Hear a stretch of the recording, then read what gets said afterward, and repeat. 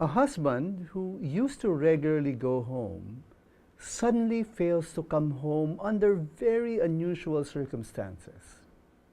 Secret appointments to some unknown place. Out of town travel that's unexplainable. A wife may, all of a sudden, and very uncharacteristically, makes herself up and dresses up for some obscure appointment with friends. O kaya, ang cellphone biglang may password na. At hindi na binibitawan. Madalas may kausap na pabulong o patago pa. These may be signs of a marriage in danger. I believe women are more sensitive than men, and so wives can sense much earlier than husbands when their marriage is in danger. And it's very easy to be suspicious. You might be able to see signs everywhere. You might begin acting like a detective, stalking your spouse, following him or her secretly wherever he or she goes.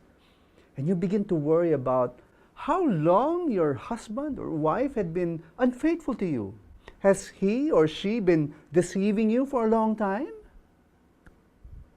But I believe God does not want us to be unduly anxious about things we have no control over. If you are concerned about your marriage, then bring everything to God. Talk to Him about your fears, about your heart cries, and then take action. Take steps to restore your marriage. Yes, you may confront your spouse, and I advise you not to do this when you're angry or emotionally unstable, or else you'll just make a scene and make matters worse. I'm not sure your spouse will immediately tell you the truth. The knee-jerk reaction of an unfaithful spouse is to lie and deny. Unfaithful spouses will never readily admit their sins. Sabi nga, ang ikalabing-isa at ikalabing-dalawang utos ay, thou shalt not get caught and thou shalt not admit. Of course, that's a joke. No? Seriously, there really is a point when you just have to trust God and let God take care of the rest. Because ultimately, the unfaithful spouse must answer to God.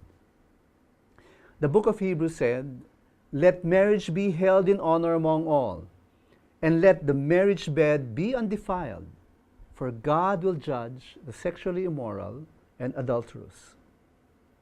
The writer of the book of Hebrews is saying that this is how we are to treat the relationship between a husband and wife, to hold the marriage in honor, to hold it as highly esteemed.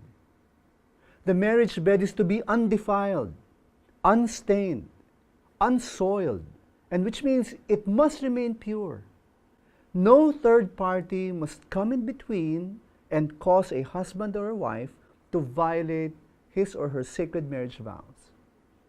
There is a very high price to pay for violators. So when danger signs begin to appear in your marriage, take action. Take positive steps to restore your relationship with your spouse. Sort out your disagreements. Find ways to compromise, to give and take. Your marriage is worth saving. The alternative is so deadly serious, you don't even want to think about it. Ask God to help you. You cannot do it alone. You and your spouse. Get your closest friends to help mediate between the two of you. Go to a marriage counselor. Seek advice from a pastor or a priest. Pray that God would intervene in your marriage to preserve it.